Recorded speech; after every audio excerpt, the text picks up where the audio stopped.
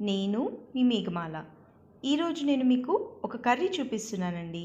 అది కూడా ఆలు ఇష్టపడే వారి కోసం ఒక వెరైటీ అండ్ స్పెషల్ కర్రీ చూపిస్తున్నాను. రెగ్యులర్గా ఆలుతో చేసే వెరైటీ కాకుండా ఇలా డిఫరెంట్గా చేసుకోండి, చాలా బాగుంటుంది. రైస్తో కానీ చపాతీతో కానీ చాలా బాగుంటుంది. ముందుగా మనము పొటాటోని బాయిల్ చేసి ఇలా క్యూబ్స్లా కట్ చేసి పెట్టుకోవాలి. నేను ఇక్కడ 3 మీడియం సైజ్ పొటాటోస్ తీసుకున్నాను.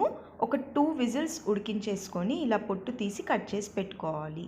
అండ్ శనగపప్పుని కూడా ఇలా ఉడికించి పెట్టుకోవాలి. మరీ మెత్తగా కావద్దు, ఇలా నేను చూపిస్తున్న విధంగా ఉడికించి పెట్టుకోవాలి. 2 స్పూన్స్ శనగపప్పు తీసుకున్నాను నేను ఇక్కడ. ఇప్పుడు పొయ్యి మీద ఒక కడాయి పెట్టుకొని అందులో 3 స్పూన్స్ ఆయిల్ హీట్ చేసుకొని, ఆయిల్ హీట్ అయిన తర్వాత తాలింపు వేసుకోవాలి. మినపప్పు, జీలకర్ర, ఆవాలు.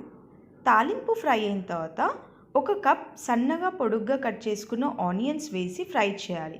ఆనియన్స్ అనేది మనం ఆనియన్ పకోడాకి కట్ చేసుకుంటాం కదండి, అలా కట్ చేసుకొని పెట్టుకోవాలి, అలా వేసుకోవాలి. ఇప్పుడు ఆనియన్స్ కొద్దిగా ఫ్రై అయిన తర్వాత అల్లం వెల్లుల్లి పేస్ట్ వేసి పచ్చివాసన పోయే వరకు ఫ్రై చేసుకోవాలి. అల్లం వెల్లుల్లి పేస్ట్ ఇలా ఫ్రై అయిన తర్వాత నేను ఇక్కడ కొత్తిమీర, పుదీనా, కరివేపాకు 3 కలిపి తీసుకుంటున్నాను. ఇలా 3 కలిపి వేసుకొని ఫ్రై చేసుకోవాలి. మరీ రెడ్డిష్ బ్రౌనిష్ అలా కాకుండా కొద్దిగా ఫ్రై అయితే సరిపోతుంది. ఇలా ఇప్పుడు ఇవన్నీ ఫ్రై అయిన తర్వాత ఇప్పుడు స్పైసెస్ యాడ్ చేసుకోవాలి.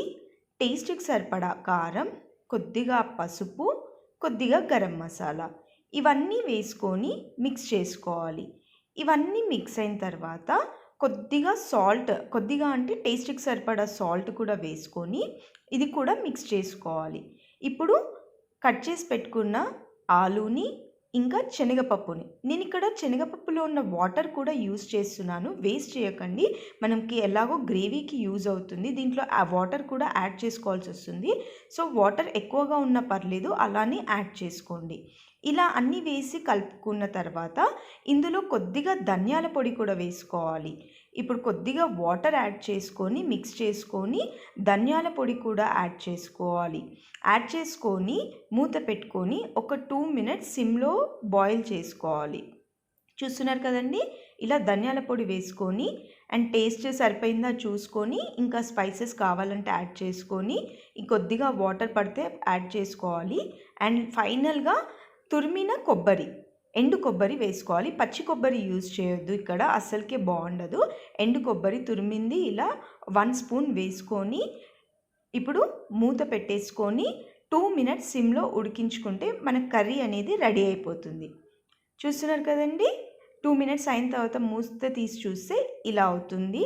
ఇలా కొద్దిగా దగ్గర పడిపోయింది. ఇది పర్ఫెక్ట్ టెక్స్చర్ అనమాట.